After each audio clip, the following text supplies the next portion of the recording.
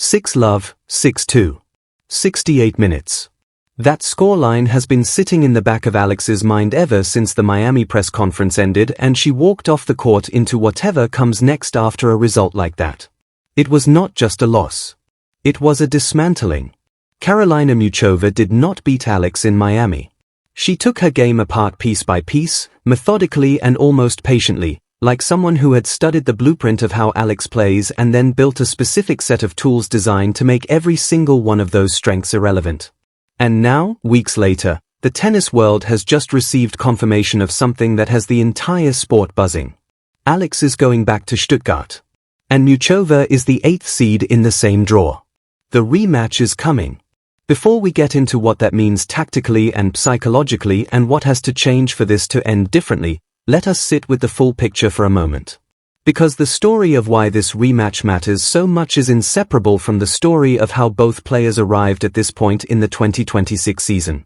Alex came into Miami on the back of genuine momentum.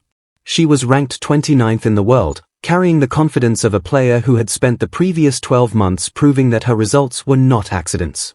She battled through a 3-hour and 20-minute war against Laura Siegemund, an absolutely grueling match that tested her physical limits and her mental resolve in equal measure. She then dispatched Magda Linette in straight sets with the kind of controlled aggression that had become her signature. She was playing well. She was competing at a level that justified everything the tennis world had been saying about her. And then Muchová walked on court and the match lasted just over an hour. The loss was not close. It was not a case of Alex playing well and losing to someone playing better. It was a tactical suffocation.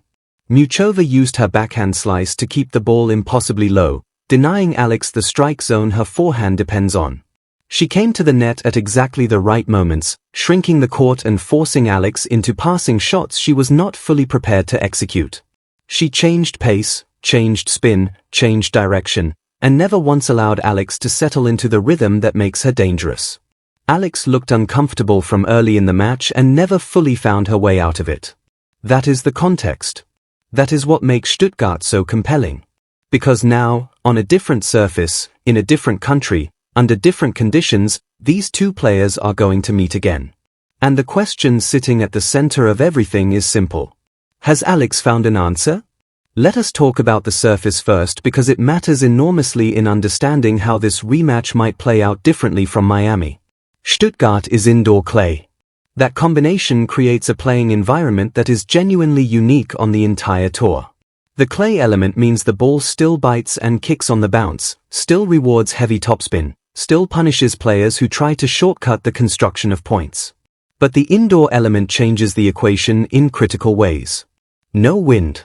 No sun in your eyes. Perfect consistency from one end of the court to the other. And slightly faster conditions through the air than you find on outdoor clay. The result is a surface that rewards aggression more than outdoor clay typically does, while still maintaining enough of the clay characteristics to make patience and point construction essential. For Alex specifically, this matters in a very specific way. Her left-handed forehand on clay is a genuine weapon that becomes even more potent when the ball kicks up high off the surface into a right-handed opponent's backhand. Outdoor clay gives her that naturally. Indoor Stuttgart clay still gives her that, but the faster conditions through the air mean she has to be even more decisive about when and how she deploys it. She cannot afford to play passively and wait for the opportunity. She has to create it actively, take the ball earlier, hold her position closer to the baseline, and deny Muchová the time to set up the kind of orchestrated point construction that made Miami look so one-sided. That court positioning adjustment is probably the single most important tactical shift Alex and her coaching team will have been working on since the Miami loss. In that match, Muchová pushed her back. Deep behind the baseline, scrambling to dig out low-sliced balls that refused to sit up, losing the ability to step inside the court and dictate. On indoor Stuttgart clay, Alex needs to hold her ground. The surface is fast enough that she can take the ball earlier without overreaching. She needs to rob Muchová of the time she uses to build her tactical web. Because here is the truth about Muchová as an opponent. Her game depends on time. She needs time to set her feet before executing the slice. She needs time to identify the right moment to approach the net. She needs time to work through the sequence of shots that sets up the point she actually wants to play. When an opponent takes that time away, when they are on top of the ball and hitting with pace and precision before Muchova can fully set up, the tactical masterclass she performed in Miami becomes much harder to replicate. The serve is going to be another crucial factor in Stuttgart, probably more than it was in Miami. In their previous meeting, Muchova's return game was exceptional. She was reading Alex's serve early, getting herself into the point aggressively from the very first ball of each rally. Alex needs a significantly higher first serve percentage than she produced in Miami, and she needs to use her left-handed advantage on the ad-court slider more deliberately. A well-placed slider out wide from a left-hander on clay creates an angle that pulls a right-handed opponent completely off the court, opening up the entire opposite side for a first strike winner. Alex has that weapon available to her naturally. Using it consistently and smartly in Stuttgart is going to be one of the difference-making details.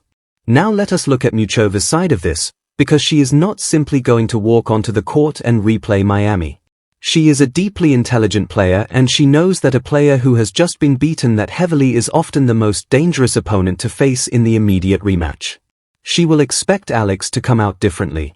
She will expect more aggression, more pressure on her serve, more willingness to take risks early in rallies rather than waiting for the perfect setup.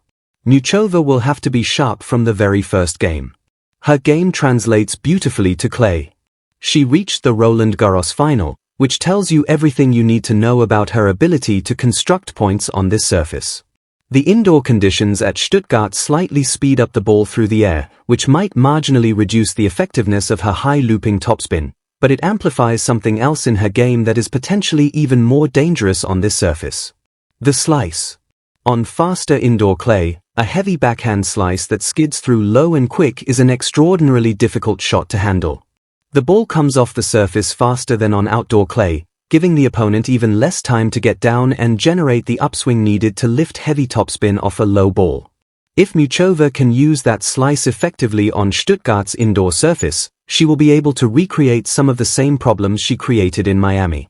Alex needs a specific answer to that shot, and that answer starts with footwork. Getting down earlier, bending the knees, and deciding in advance whether to absorb the ball and redirect it deep or take it on the rise and flatten it out down the line. Both options require preparation and commitment. Reacting late to that slice is what caused so many problems in Miami. Alex cannot afford to be late again. Muchova's drop shot game on clay is also going to be a factor worth watching. She uses it from positions where most players would never consider it, from deep in the court, mid-rally, when the opponent is well positioned behind the baseline. Against a player like Alex who prefers to stay back and build from the baseline, a well-disguised drop shot on clay pulls her into the forecourt at uncomfortable speed, demanding a defensive shot from a surface and a position she is rarely most comfortable operating in. Surviving the drop shot in Stuttgart is going to require anticipation. Reading Muchova's body language before she commits to the shot. Recognizing the telegraph signs that the ball is coming short. And if she gets to those balls, not just putting them back in play defensively but finding something positive from the forecourt, because a neutral response to a drop shot on clay often sets up exactly the lob or sharp angle volley that Muchova loves to execute at the net. The psychological dimension of this match is genuinely fascinating and probably the most important layer of all. Alex is coming in carrying the memory of a heavy defeat against the same opponent. That is not a comfortable psychological position to be in. There will be a moment early in this match, possibly the very first game, when Muchova hits a slice that stays low and forces a difficult reply, where everything Alex experienced in Miami will come flooding back. How she responds in that moment is going to define the entire match. Does she tighten up and start making cautious decisions? Or does she commit harder to the aggressive game plan she has prepared and trust it even when it feels uncomfortable? The players who win these immediate rematch scenarios after a big loss are almost always the ones who come out swinging rather than the ones who come out cautiously. Caution in a rematch signals to your opponent that the previous defeat is still sitting heavily on your shoulders. Aggression signals that you have processed it, learned from it, and moved on. Alex has spoken consistently about staying present and not letting scorelines affect her internal state. Stuttgart is the ultimate test of that.